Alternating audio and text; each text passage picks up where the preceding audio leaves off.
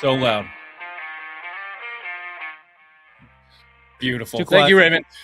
It's a little too quiet. You can turn up a little bit. This is the Semi Sports Show Friday Rewind. Producer Ray's on the ones and twos. We're here to tell you exclusively, undoubtedly, unequivocally, why the Red Sox suck. I have the answer for you. Also on the show, we've got Celtics primed for a postseason.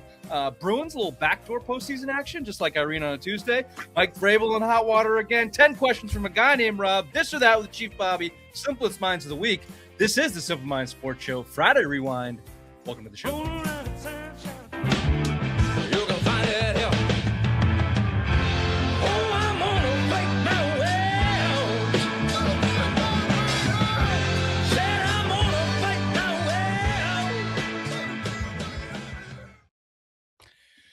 Thank you there, Raven. Stylings from the great Maryland-based band Coldstream. That song is called Fight Song. You can find it on Spotify now if you'd like to go listen to that. Welcome to the show. We do want to start Red Sox, Bobby. I know you're excited for this. Now, in the email here, I do have myself kicking this off with some opening takes, as we generally do all the time on segments, like we're used to doing. However, seeing as you are baseball, Bobby, why don't you kick us off with the opening take on why the Red Sox suck? Because this team fucking blows, Rich. Everybody knows that. It's fucking obvious. Why are we wasting any time talking about the worst team in the worst sport in America? This is a terrible idea. I advised against it. I was overruled. Here's the take. This team blows. History shows it. Move on, please. Thank you, Bobby. And if anyone watching on YouTube, you'll find that Bobby is yet again in another new room, same stupid headset. So hit that subscribe button for us. Hit the like button. You jackasses all know how algorithms work these days. We need your help boosting up the likes and the streams and the clicks and the dicks. So go ahead and do that. Raymond, give me your opening take here on the Red Sox this season so far. Thank you there, Richard. So basically the bats have been quiet. I mean, we did win today against the Brewers, but I think they're going to quietly come back up. They're going to, Roman Anthony's going to find his way. Trevor Story's going to find his way. Jaron Duran's going to find his way. The one problem with the Red Sox that I don't think is going to fix themselves, Ranger Suarez. This guy fucking blows. If you guys want to do a whole segment on why Ranger Suarez and you paid him all that money instead of Alex Bregman, we could do that. Because this guy, there's no hope. He's got the yips. It's in his head. He's going to be a lost cause for the whole fucking season, and he blows. A beautiful segue there, Raymond. Good enough for me to tell you once again to go ahead and hit the subscribe and like button for us. And I'll tell you why. Because my opening take is it's not the ownership. We heard the sell the team chants from Fenway the other day with John Henry and his creepy old face looking confused and finally getting it. Look, it'd be great if you sold the team. His energy is obviously not in winning, but he's spending money. They're sixth in payroll. They're spending $265 million this year behind only the Dodgers, the Mets, the Yankees, the Phillies, and the Blue Jays. Now, the Blue Jays are spending $308 million. They're the next closest to the Red Sox, so you got a little bit of ways to go. But they are sixth. They're not cheaping out, okay? The luxury tax is $244 million. They're spending $265. They're in the tax. It's not spending money. It's how they're spending money, with the doofus behind it all and Craig Breslow. And you just hit it on the head, Raymond. Ranger Suarez. That's my opening take. I'm going to continue now. You can take me off. Ranger Suarez deal, in a nutshell, is how Craig Breslow operates as a president of baseball operations in MLB, which, if anyone doesn't know, this is his first time going around and was the 11th option that the Red Sox had a couple years ago because 10 people turned down the job because of how bad John Henry was managing his team, despite the fucking World Series. It was World Series last place. Do you brag about that then? Would you go home and be like, honey, I got the job? 10 other people said no, but I got the job. I'm the 11th. I mean, you know what? This is one of those scenarios Goddamn that, right I would. Like, you see this a lot of times where someone gets thrust into a position and go ahead, thrust into a position. Anyone want that? No, okay. Too easy. You know what's a perfect. Ray's mother's trained. She gets right into position on her own. No thrusting needed. A perfect crossing sports analogy is Gerard Mayo. Gerard Mayo was handed an opportunity too soon. And he should have just politely said, no, I'm not ready for this. It's going to cripple my career. That's what Craig Breslow should have said. He should have politely said, you know what? I'm not ready for this because I don't know what the hell I'm doing. And Ranger Suarez is a clear example of that. They blew the Breslow deal. They went into the offseason asking Bregman deal. Bregman, thank you. Breslow blew the Bregman deal.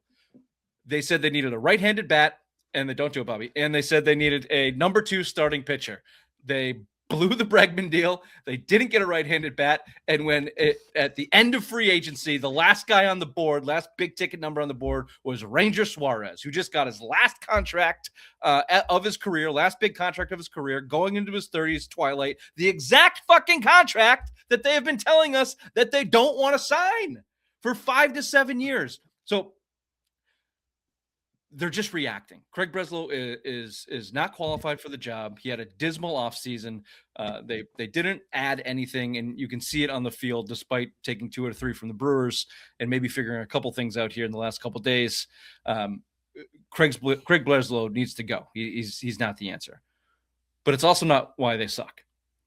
They suck because their entire philosophy, their entire from top to bottom, the way they think about baseball is bananas. It's just bad. It's poorly run. Their development system from the minor leagues all the way to the big leagues is just not adequate. They're not doing it well. And you can see it with your own eyes in every one of the prospects that they bring up.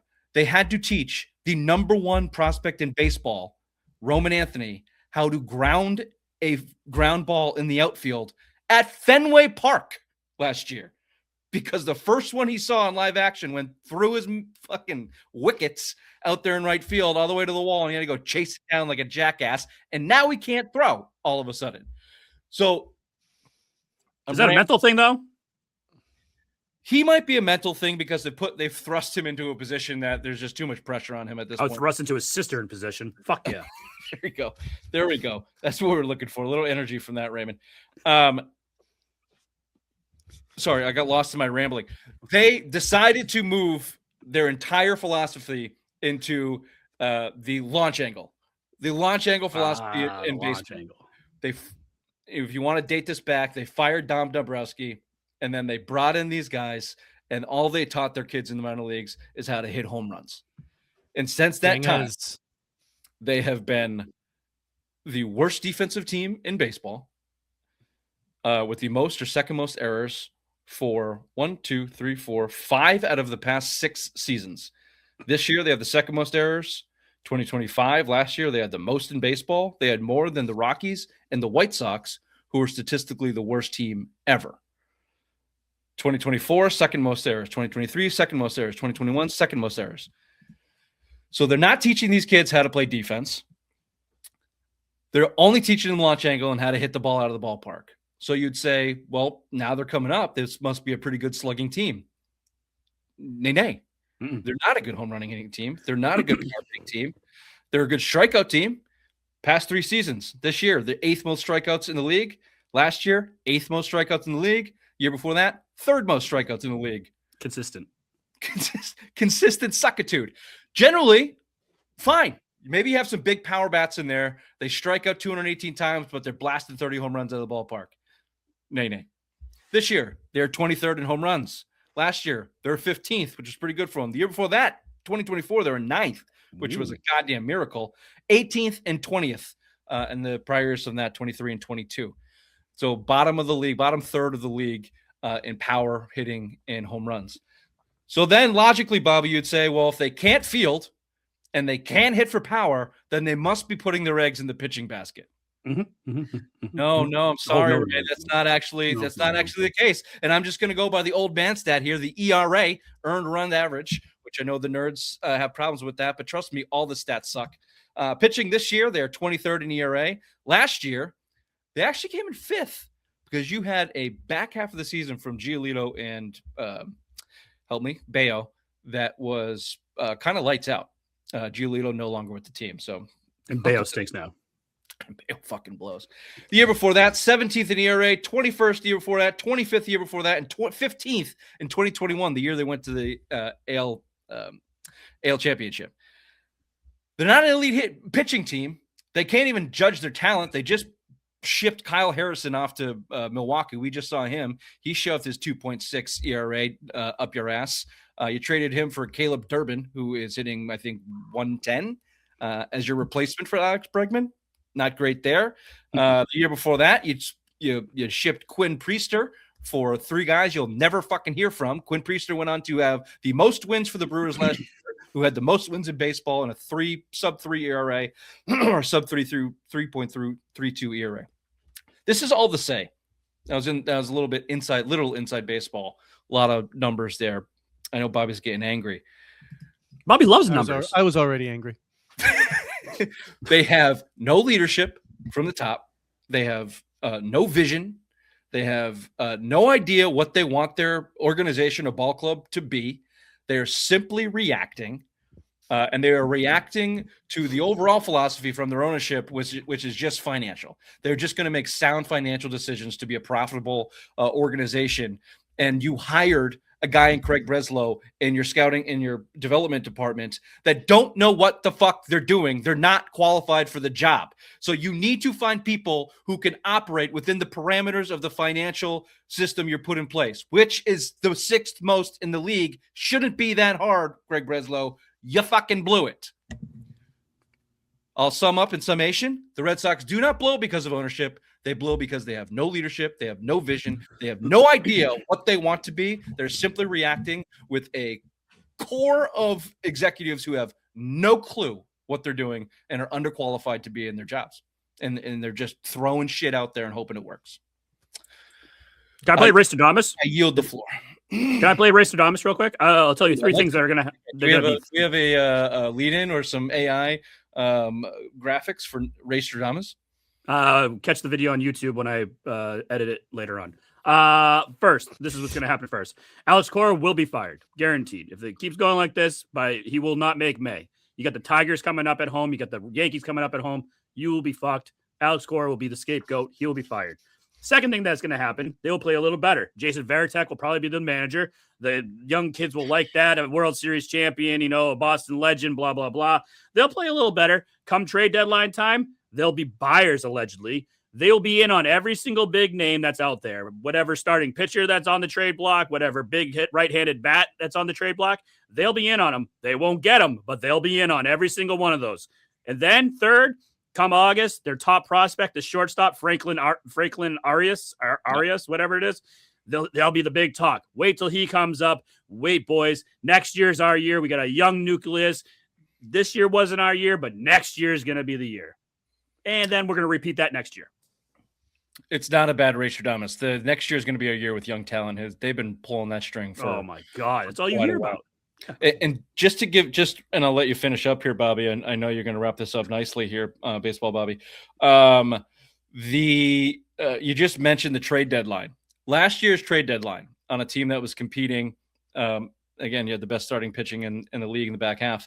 They traded James Tibbs to the Dodgers for Dustin May. Now, let me tell you why that's important. If you combine, let me tell you who James Tibbs is. James Tibbs was the best prospect that you received in the Rafael Devers trade. Does everybody remember when they traded Rafael Devers and his $300 million contract last year? Third base. He wanted to play. What was that again? Third base. Will you play any other position, Raf? Third base. Very good. We're going to ship you off because we don't want your contract, and we're going to take back a bunch of prospects. One was Kyle Harrison. He's gone. He's pitching great for the Brewers now. The highest prospect of that return was James Tibbs, who's currently hitting .415 with a 941 OPS in AAA for the Dodgers right now, which leaves you with absolutely zero in return from Rafael Devers, unless you want to count Caleb Durbin on a second tier comeback from James Harrison. And the replacement that you had, Alex Bregman, you let him walk because you're bad at your job. So you can't judge talent. You let Tibbs, Priester, and Harrison walk out the door because you didn't want to pay a guy. And then you didn't sign the fucking guy that you brought in to replace him in Bregman. And your leadership is completely gone. Sorry, I'm going to go on one more tangent. Did I not fucking say this right? Toot, toot. Billy Baseball said no. I said the number one thing you need to do this offseason, day one is sign Bregman again because he was basically the coach the whole fucking year. He was a catalyst for their success, and they strung him along, and he told him to shove it up his ass, and they fucking deserved it. Toot should have signed that guy November 1st. You fucking idiots, Breslow. Fire Breslow. Bobby, please sum us up. We could have skipped this entire 15-minute segment and just gone with my opening take. As I said, this team blows. That's not inaccurate. You're absolutely right. If you'd like to hear more useless ramblings on the baseball and Red Sox, please, again, give us a follow, hit the like button, and subscribe. We'll be back next week with probably something similar on the Red Sox. Until then, we'll be right back tonight with some Celtics talk.